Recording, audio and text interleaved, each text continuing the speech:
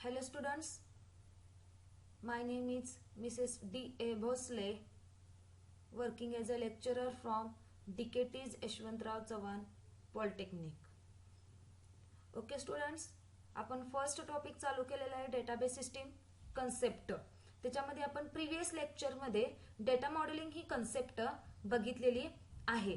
तर data modelling म्हणजे काय, तर how to represent the data. Data modeling can be defined as a collection of tools for describing data. आपल्याला data represent करायचा आहे आणि त्याच्यासाठी आपल्याला वेगवेगळे टूल्स यूज करून आपण डेटा तो रिप्रेझेंट करायचे आहे. त्याचे ऍक्च्युअली टाइप्स आपण पण बघितलेले आहेत. तर डेटा मॉडेलिंगचे 3 टाइप्स आहेत, तुम्हाला माहितच असतील. मी मागच्या लेक्चरला एक्सप्लेन केलेले आहेत. Object based logical model first होता, सेकंड होता रेकॉर्ड बेस्ड लॉजिकल मॉडेल आणि थर्ड होता फिजिकल. तर ऑब्जेक्ट मॉडेल मध्ये 4 टाइप्स होते. ER model, functional model, object oriented model आणि सिमॅन्टिक मॉडेल, हे 4 सब टाइप्स होते. आणि रेकॉर्ड मध्ये 3 होते, हिरार्चिकल मॉडेल, नेटवर्क मॉडेल आणि रिलेशनल मॉडेल. हे 3 टाइप्स आपण बघितलेले आहेत. आणि object oriented object based logical model मधला आपल्याला फक्त स्टडी करायचा आहे तो ER मॉडेल. तर आता आपण ह्या आजच्या या व्हिडिओ लेक्चर मध्ये आपण पॉइंट्स कव्हर करणार आहोत. फर्स्ट पॉइंट आहे तो ER मॉडेल. ER मॉडेल म्हणजे काय? ER मॉडेल हा कुणाचा टाइप आहे, लक्षात आलं का सगळ्यांच्या? Object based logical model.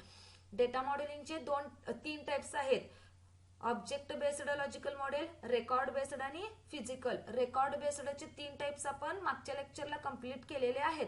आता आपण ऑब्जेक्ट बेस्ड मधले 4 आहेत, त्यामधला फक्त स्टडीला तुम्हाला ER मॉडेल हा एकच आहे, तो आपल्याला स्टडी करायचा आहे. ER मॉडेल म्हणजे काय, त्यानंतर ER मॉडेल आणि hierarchical model. Hierarchical model is the type of the record based logical model. ह्या दोघांचे कंपॅरिझन बघायचं आहे. त्यानंतर ER मॉडेलचे कॉम्पोनंट्स बघायचे आहेत आणि एक किंवा 2 आपल्याला एक्झाम्पल्स आपल्याला ER डायग्राम्स आपल्याला स्टडी करायच्या आहेत. तर बाळांनो, आता आपण ER मॉडेल म्हणजे काय इथून आपण आता चालू करणार आहोत. तर ER मॉडेल म्हणजे काय हे तुम्हाला सगळ्यांना माहित आहे. ER मॉडेल कुणाचा टाइप आहे सगळ्यांना माहित आहे. ER model is a type of which type of the data modeling? ER model is a type of object based logical model. Object based चा हा ER मॉडेल काय आहे, टाइप आहे. ER stands for, आता E म्हणजे काय आणि R म्हणजे काय. मॉडेल म्हणजेच काय, डेटा मॉडेलिंग. आणि ER म्हणजे काय, E म्हणजे एंटिटी आणि R म्हणजेच काय, relationship. The entity relationship model was original.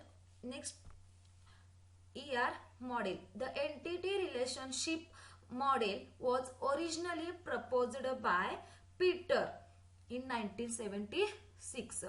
1976 मध्ये पीटर या सायंटिस्टनी काय केलेलं आहे, ER मॉडेल डेव्हलप केलेला आहे. ER model is a way to combine the network and relational database ideas. तर ER मॉडेलने काय केलेलं आहे, नेटवर्क आणि रिलेशनल जे 2 मॉडेल्स आहेत तर त्याचे तिने आयडियाज कंबाईन करून एक नवीन मॉडेल डेव्हलप केलेला आहे तो ER. म्हणून आपण लास्टला पॉइंटला कंपॅरिझन बघणार आहोत. तर ERचं आणि हिरार्चिकल मॉडेल, कारण नेटवर्कचे फीचर्स आणि रिलेशनलचे फीचर्स ER मध्ये आहेत. In short, ER model is a conceptual data model that views the real world of entities and relationship. म्हणजे शॉर्ट मध्ये सांगायचं झालं तर ER मॉडेल कशासाठी यूज करायचं आहे, तर एंटिटीज आणि त्यांचं रिलेशनशिप काय आहे हे रिप्रेझेंट करण्यासाठी आपल्याला ER मॉडेल यूज करायचं आहे. The main advantages of the entity relationship model is when once it is drawn, म्हणजे आपल्याला तो रिप्रेझेंट करायचा आहे आणि तो मेन आपला ऍडव्हान्टेजेस आहे. It can be easily converted into relation or relational model. तो इझिली आपण रिलेशन म्हणजेच काय, टेबलमध्ये, किंवा रिलेशनल मॉडेल म्हणजेच काय, टेबल म्हणजेच काय, रोज आणि कॉलम्स, त्याच्यामध्ये आपण इझिली कन्वर्ट करू शकतो. आता ह्याच्यामध्ये सारखा वर्ड येतो तो कोणता आहे, एंटिटी. एंटिटी म्हणजे काय, the entity can be defined as real world object. Real world object म्हणजेच कोणते, लाईक पर्सन असेल. आता एक आपण टेबल तयार केलेला आहे, ज्या टेबलमध्ये स्टुडंट नेम आहेत. तर आपण सम एक्झाम्पल्स असतील, पूजा, प्रिया, हे जे पूजा, प्रिया हे जे नेम झाले हे काय झाले, एंटिटीज आल्या म्हणजे ते पर्सन्स आले, तर थिंग्स, ऑर्गनायझेशन्स असे जे एक्झाम्पल्स आहेत त्याला आपण काय म्हणू शकतो, entities. The relationship shows how one entity is related to another entity, म्हणजे एक तो पर्सन आहे त्याचं दुसऱ्या एंटिटी बरोबर कसं रिलेशनशिप आहे हे दाखवण्यासाठी आपण एंटिटीज वापरतो. The main advantages of entity relationship model, म्हणजे आपल्याला एंटिटी रिलेशनशिप मॉडेलचा आपला मेन ऍडव्हान्टेजेस आपण काय सांगितलेलं आहे. The main advantages of entity relationship model is that when once it is drawn, it can be easily converted into relation or relational model. तो easily convert करता येतो relational model मध्ये. आणि ER मॉडेल हे काय आहे तर एक डेटा रिप्रेझेंट करण्यासाठी आपण यूज करणारं मॉडेल आहे. ते पीटर या सायंटिस्टनी 1976 मध्ये डेव्हलप केलेलं आहे. ह्या मॉडेलमध्ये नेटवर्कचे आणि रिलेशनल मॉडेलचे दोन्हीचे फीचर्स कंबाईन केलेले आहेत. इथपर्यंत तरी लक्षात आलं. The basic idea of the ER model is a simple, तो एकदम समजण्यासाठी simple and easy to understand आहे. समजलं सगळ्यांना ER मॉडेल म्हणजे काय. ER मॉडेल म्हणजे काय, एंटिटी रिलेशनशिप मॉडेल. एंटिटीज म्हणजेच काय, real time objects like persons, organisations, त्याला म्हणायचं एंटिटीज. त्याचं रिलेशन आपल्याला रिप्रेझेंट करायचं आहे, त्याला म्हणायचं ER मॉडेल. आलं लक्षात सगळ्यांच्या. The important feature of entity is that it has a attributes. Entity म्हणजे काय, रिअल टाइम ऑब्जेक्ट, आणि त्याचा महत्वाचा फीचर कोणता आहे, ऍट्रिब्यूट्स. तर ऍट्रिब्यूट्स म्हणजेच काय, attributes are nothing but a properties of entities. Properties of entities. बाळांनो हे तर कन्फ्युजन करून घेऊ नका, कारण का कॉलम टेबल आहे, तुम्हाला टेबल तरी सगळ्यांना कल्पना आहे, ज्याच्यात रोज असतात आणि कॉलम्स असतात. जे वरती रोज असतात बघा बाळांनो, आडवे रोज असतात, उभे कॉलम्स असतात. तर कॉलम्स असतात ना, कॉलम्स मध्ये काय असतात, रोल नंबर आहे, नेम आहे, त्यानंतर ऍड्रेस आहे, बरोबर. मग हे रोल नंबर, नेम आणि ऍड्रेस, त्याच्या खाली आपण रोल नंबरच्या खाली रोल नंबर ऍड करतो, नेमच्या खाली नेम ऍड करतो, कॉलम ऍड्रेसच्या खाली ऍड्रेस ऍड करतो. मग जो खालचा डेटा आहे, तर रोल नंबर 1 आहे, 1चं नेम आहे हर्षद, हर्षदचा ऍड्रेस आहे कोल्हापूर. तो रोल नंबर 1, नेम हर्षद आणि ऍड्रेस कोल्हापूर. हे रिप्रेझेंट 1 काय आहे, रोल नंबर आहे. तर त्याची प्रॉपर्टी या 1 म्हणजे काय आहे, हर्षद म्हणजे काय आहे, हे नेम आहे, स्टुडंट नेम आहे. हे रिप्रेझेंट करण्यासाठी आपण कॉलमला नाव काय दिलं, स्टुडंट नेम. सो तो जो डेटा आहे म्हणजे एंटिटीज आहे त्याची प्रॉपर्टी डिस्क्राइब करण्यासाठी आपण काय वापरतो, ऍट्रिब्यूट्स. म्हणजे attributes are nothing but a properties of entities. आता बाळांनो आपल्याला हिरार्चिकल मॉडेल आणि ER मॉडेल मधलं कंपॅरिझन बघूया. सगळ्यांना माहितच आहे, आपण हिरार्चिकल मॉडेल स्टडी केलेला आहे. हिरार्चिकल मॉडेल आणि ER मॉडेल. ER म्हणजेच काय, एंटिटी रिलेशनशिप मॉडेल. आता तुम्ही इथं मी 3 पॉइंट्स तरी डिस्कस करणार आहोत, पण तुम्ही सिंपल एक फर्स्ट ऍड करू शकता. ER model is a type of object based logical model and hierarchical model is a record based logical model. हा तुम्ही फर्स्ट पॉइंट लिहू शकता. त्यानंतर सेकंड बघा, hierarchical model is a tree like representation. आपण मागं डिस्कस केलेला आहे, मागच्या पीपीटी मध्ये डिस्कस केलेला आहे. हिरार्चिकल मॉडेल हे काय आहे, tree like representation of data. आणि ER मॉडेल हे काय आहे, pictorial representation of data in the form of diagrams depending on the relationship. ER मध्ये काय असणार आहेत, रोज कॉलम्स ते तुम्ही कसंही ड्रॉ करू शकता. त्यानंतर थर्ड जो पॉइंट आहे, hierarchical model shows 1 to many relationship. मागच्या मध्ये मी सांगितलं, parent have more than 1 childs. So hierarchical model shows the 1 to many relationships. त्यानंतर ER model shows all type of the relationship. All type of the relationship म्हणजेच काय, 1 to many असणार, many to 1 असणार, many to many असणार आणि 1 to 1. सगळ्या टाइपचे relationships ER model मध्ये अवेलेबल होतात. त्यानंतर hierarchical model used in a main frame database system. आपण हिरार्चिकल मॉडेलचे एक्झाम्पल बघितलेलं, तो कुठे यूज केला जातो, तर मेन फ्रेम डेटाबेस सिस्टीम मध्ये यूज केला जातो. त्यानंतर ER model can be used in any application. आता जे रिसेंट आपण आता यूज करतो डेटाबेसेस वगैरे, त्याच्यामध्ये रोज कॉलम्स असतात, म्हणजे काय असतात, ER मॉडेल आपण यूज करू शकतो. सगळ्यांच्या लक्षात येते. आणि आपण असंही सांगू शकतो hierarchical model is not much popular than ER model and ER model is a popular than hierarchical model. कारण आता जो आपण एंटिटी अँड रिलेशनशिप याच्यामुळे ER मॉडेल जास्तीत जास्त यूज करू शकतात. बाळांनो, आता आपण इथं तुमच्या पीपीटीवरती 3 पॉइंट्स आहेत, पण ऍक्च्युली 5 पॉइंट्स आपण डिस्कस केलेले आहेत. डिफरन्सेस 5. फर्स्ट होता ER model is a type of object based logical model आणि hierarchical model is a type of record based logical model. त्यानंतर सेकंड पॉइंट आहे hierarchical model is a tree like structure. ER model is a pictorial representation of a data in the form of diagrams. Hierarchical model shows one to many relationships आणि ER model shows all types of the relations. For example 1 to many असू पण शकतं, many to many पण असू शकतं, 1 to 1 पण असू शकतं आणि 1 to many to 1 पण असू शकतं.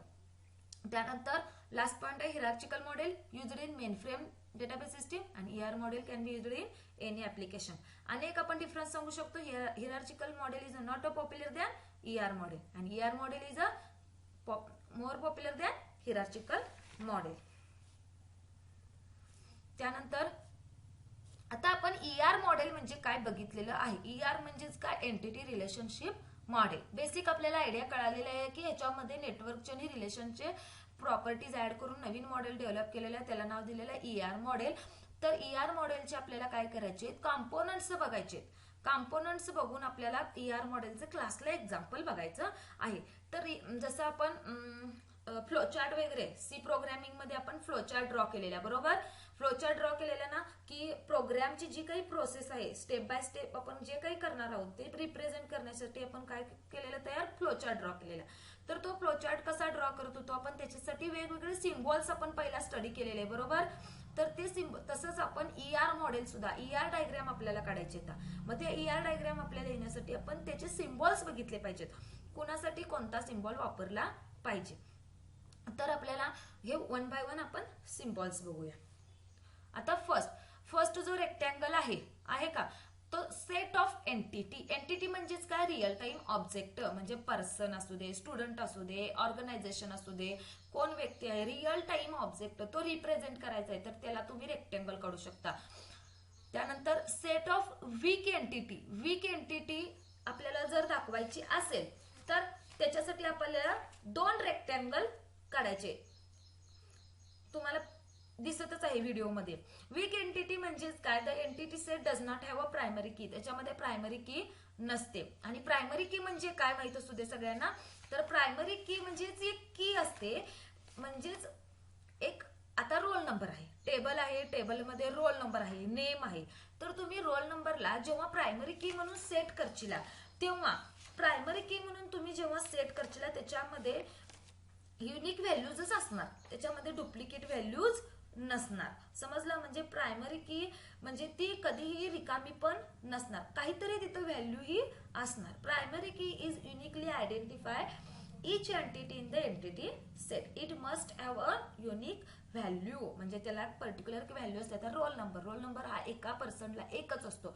तुम्ही सेम रोल नंबर 2 व्यक्तीला देऊ शकत नाही. तेव्हा त्या कॉलमला तुम्ही जर प्रायमरी की सेट केला तर त्याच्यामध्ये डुप्लिकेट व्हॅल्यू जनरेट होणार नाही. आणि तसंच तो can not hold the null values. तो नल व्हॅल्यू रिकामा सुद्धा सोडणार नाही. आलं का लक्षात. मग वीक एंटिटी म्हणजेच काय, it does not have a primary की. तर आपल्याला त्या पद्धतीचं जर एंटिटी दाखवायचं असेल तर तुम्ही 2 रेक्टँगल्स ड्रॉ करू शकता. त्यानंतर ऍट्रिब्यूट्स म्हणजे काय, मी आता सांगितलेलं आहे. Attributes are nothing but the properties of entities. म्हणजे तुम्हाला आता मी स्टुडंट ही एक एंटिटी घेतल्या आणि त्या स्टुडंटचा ऍट्रिब्यूट आहे रोल नंबर, नेम, हे जे ऍट्रिब्यूट्स आहेत. त्यानंतर ऍड्रेस, हे तुम्हाला रिप्रेझेंट करायचं असेल तर तुम्ही इलिप्स ड्रॉ करू शकता. त्यानंतर मल्टीव्हॅल्यूड ऍट्रिब्यूट्स. मल्टीव्हॅल्यूड म्हणजेच काय की एकापेक्षा जास्त व्हॅल्यूज असणारे ऍट्रिब्यूट्स. म्हणजे फॉर एक्झाम्पल टेलिफोन नंबर आपल्याकडे मोबाईल नंबर एकापेक्षा जास्त असू शकतात ना, तर त्याच्यापेक्षा एकापेक्षा जास्त नंबर्स तुम्हाला द्यायचे असतील तर तुम्ही ते रिप्रेझेंट करणार डायग्राम मध्ये, तर मल्टीव्हॅल्यूड ऍट्रिब्यूट्स म्हणून तुम्ही दाखवू शकता. त्यानंतर set of relationship. Set of relationship साठी आपण डायमंड वापरायचा आहे. म्हणजे एका एंटिटीचं दुसऱ्या एंटिटी बरोबर कसं रिलेशनशिप आहे कनेक्ट करण्यासाठी आपल्याला डायमंड सिम्बॉल यूज करायचा आहे. त्यानंतर डिराइव्ड ऍट्रिब्यूट्स. डिराइव्ड ऍट्रिब्यूट्स म्हणजेच काय, हा एक ऍट्रिब्यूटचा टाईप आहे. तुम्हाला पुढे मी शिकवणार आहेच, पण आता पण सांगतो. डिराइव्ड ऍट्रिब्यूट्स म्हणजेच काय, तर हा ऍट्रिब्यूट्स एका ऍट्रिब्यूट्स पासून नवीन ऍट्रिब्यूट तयार केलेला असतो, त्याला म्हणायचं डिराइव्ड ऍट्रिब्यूट्स. म्हणजेच बघा नेम आहे, तर नेम मध्ये बघा फर्स्ट नेम आहे, मिडल नेम आहे आणि लास्ट नेम आहे. तर त्याच्यामध्ये सुद्धा आपण तो ऍट्रिब्यूट तयार केला ना, नेम पासून फर्स्ट नेम तयार केलं, लास्ट नेम आणि मिडल नेम तयार केलं. प्लस फॉर एक्झाम्पल दुसरं घेऊया आपण, कस्टमर आहे, कस्टमरचा ऍड्रेस आहे आणि त्या ऍड्रेसचा रोड असणार, सिटी असणार, त्यानंतर पोस्टल कोड असणार, त्यानंतर कंट्री असणार किंवा रोड नंबर असणार, रोड नेम असणार. आपण त्या कस्टमरच्या ऍड्रेसमध्ये सब ऍट्रिब्यूट्स आपण तयार केले का, त्याला म्हणायचं डिराइव्ड ऍट्रिब्यूट्स. त्यानंतर set of weak entity relationship. Set of weak entity relationship represent करण्यासाठी आपण डबल डायमंड ड्रॉ करायचं. त्यानंतर प्रायमरी की ऍट्रिब्यूट्स. आता तुम्हाला एखाद्या टेबलमध्ये काय करायचं आहे, रोल नंबर. रोल नंबरला तुम्हाला डुप्लिकेट व्हॅल्यूज ऍड करायच्या नाहीत, तर त्याच्यासाठी तुम्हाला रोल नंबरला प्रायमरी की करायला पाहिजे. तर तो roll number as a primary की आहे हा इंडिकेट करायचा डायग्राम मध्ये. तर इलिप्स ड्रॉ करायचं आणि त्या रोल नंबरच्या खाली एक लाईन वडायची, अंडरलाईन करायचं. त्यामुळे तो कन्सिडर केला जातो की प्रायमरी की ऍट्रिब्यूट्स. त्यानंतर डायमंड आहे आणि इकडे रेक्टँगल आहे, ह्या दोन्हीला दोन लाईनला कनेक्ट केलेला आहे, तर तो रिप्रेझेंट करतो की फुल पार्टिसिपेशन ऑफ एंटिटी. म्हणजे ह्या दोघांचं एकमेकांसाठी फुल्ली पार्टिसिपेशन आहे. म्हणजे ह्या एंटिटीचं त्या डायमंड बरोबर म्हणजे सेट ऑफ दी रिलेशनशिप बरोबर आणि असणाऱ्या अदर एंटिटीज बरोबर.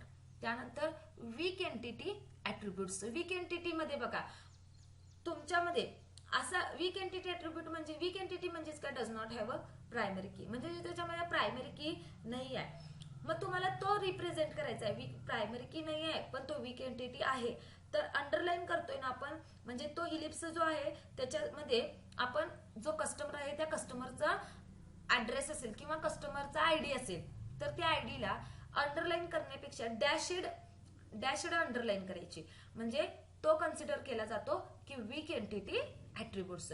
तुम्हाला पुढे डायग्राम आहे लक्षात येईल, हे सिम्बॉल्स आहेत. आता बघा एक एक्झाम्पल घेतलेला आहे, ER diagram for student management system. म्हणजे स्टुडंट मॅनेजमेंट सिस्टीम कशी वर्क होते.